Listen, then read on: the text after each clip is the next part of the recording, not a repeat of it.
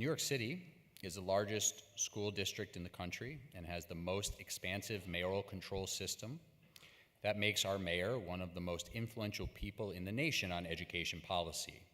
What are your biggest, boldest ideas for improving and protecting public education? So I am a District 17 kid. I went to PS 161 in Crown Heights and then went to Brooklyn Tech for high school. So I would not be sitting on this stage if not for our public schools. But there's another reason why I'm sitting on this stage, and that's because I was part of something called the Crown Heights Youth Collective, an after-school program, a program that kept me off the streets. My mom, like most New Yorkers, did not get off at 2:30 p.m. So I want universal after school so that we can provide opportunities for all of our kids. We experienced learning loss over COVID-19, something that we're not going to have a full appreciation for until many years down the line. I think we have an opportunity to mitigate the worst impacts of our learning loss by having truly universal after school so that every kid can catch up and also be who they want to be. Listen, I learned karate in after school. I was terrible. I was the only boy on the step team. I was pretty good. We have that opportunity to have kids be exactly what we have intended them to be. So I want free, universal after school. I want to extend pre-K and 3K past 2:30 p.m. to 6 p.m. And I want to get that started in my first year as mayor.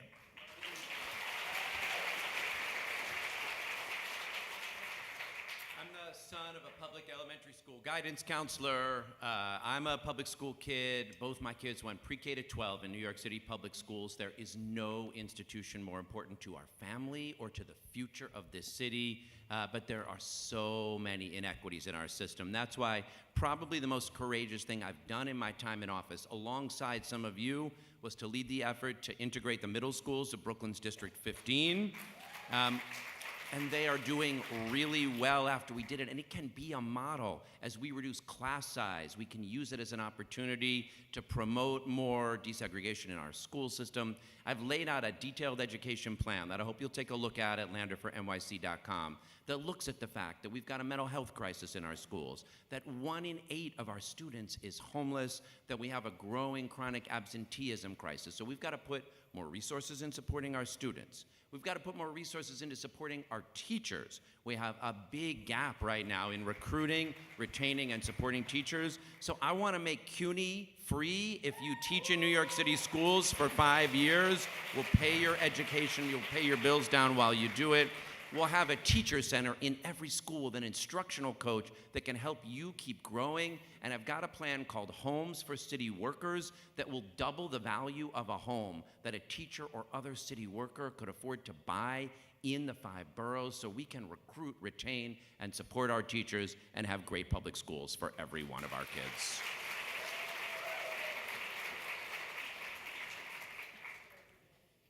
As we speak about the largest school system in America, we know we're also speaking about a system where for the 9th consecutive year, more than 100,000 students are homeless. A system that is the most segregated in the entire country. And as we look at reading and comprehension statistics continue to lag compared to where they should be, we know that so much of this is downstream from the fact that every night, 500,000 children in this city go hungry. That so many of these children will never be able to perform on a test the next morning if they don't have a place that they can call their home. And so in order to fix our schools, we first also have to fix our city. We have to ensure that they have a place to call their home, that they have food to put in their belly, that they actually have a city that is taking care of them.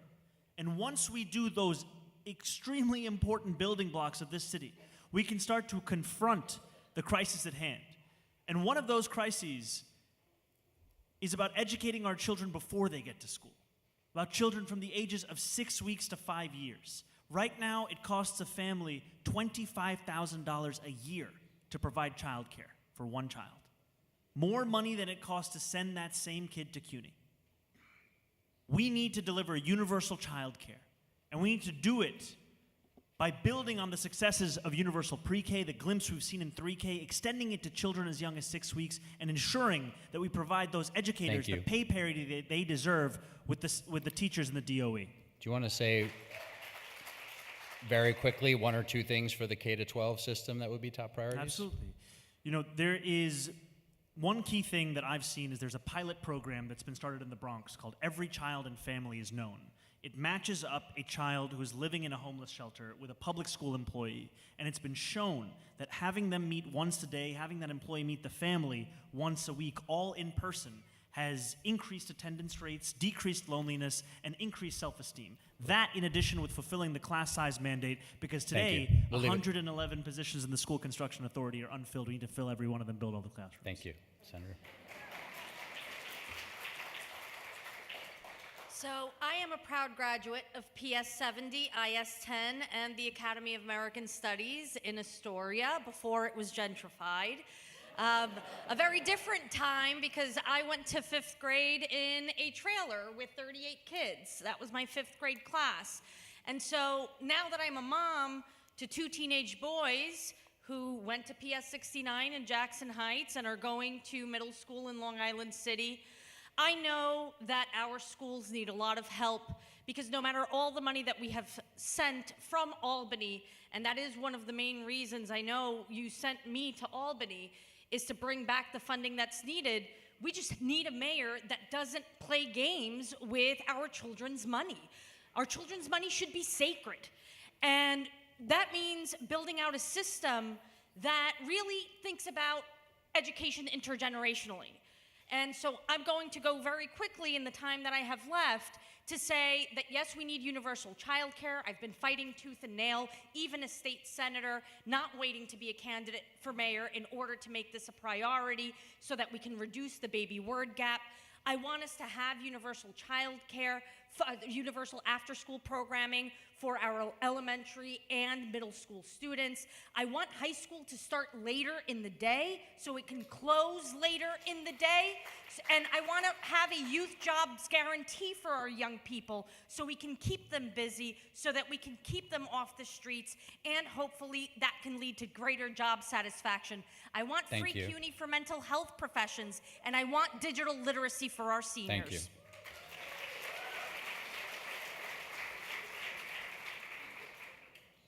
Grew up in Washington Heights, PS 152, junior high school 52, and I went to Kennedy High School. When I say Kennedy, most people applaud, but I guess there's no one from the Bronx here tonight, but that's okay. Okay. Thank you, Senator Ramos. Always has my back. But look, a couple things I want to say, and I agree with a lot of what is said, but let me make a couple of points.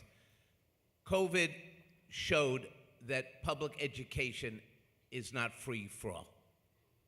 It's not.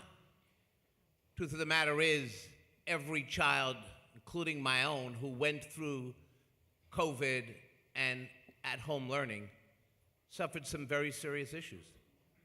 Some parents and parent associations can take care of that. Add a second teacher, bring in a mental health professional, get outside help, put down a credit card. That is not true in the public school system for so many neighborhoods and diverse communities, and that has to be looked at and dealt with in the most immediate way. We've got to equalize education, even in New York City. When I was controller, I was at a church in Brooklyn. A woman comes up to me and says, I want you to visit my school. I teach there. It's called the School with No Walls. I said, I got to see that. What a great program, a school with no walls. You know what happened? I went there. There were no classrooms with walls. There were broken tables. It looked like a hellhole. I called the chancellor and said, you got to get out here. He goes, oh, it's a wonderful school you got there. Thank you. People don't know how people are being educated if you don't live in the neighborhoods, in public housing, in Mitchell-Lama, and we have to come to terms with that. Thank you.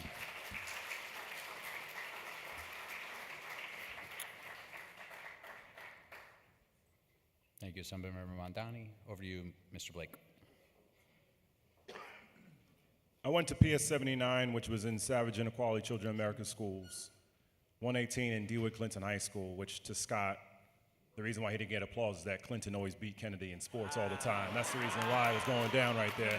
No, not right? football. Just saying. Just saying. James Baldwin, County Cullen, but let me not do that right there. So, when you go to our website, BlakeForNYC.com, you will see the most expansive education plan in this race. Let me be very specific to your question, Ben. Every student should have civics, financial literacy, and mental health before they graduate.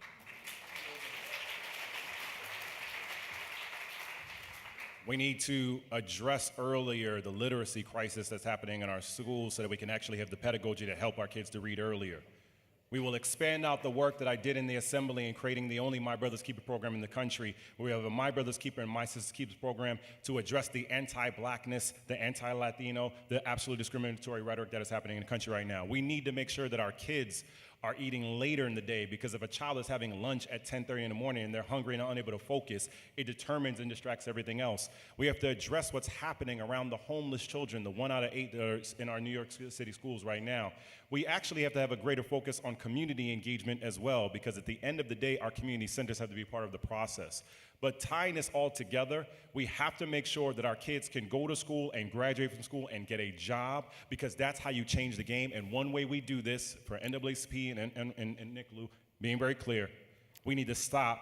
The specialized high schools should not only be happening in terms of exams. It is a Thank you. discriminatory process that is blocking out Black and Latino kids across New York City. Thank you.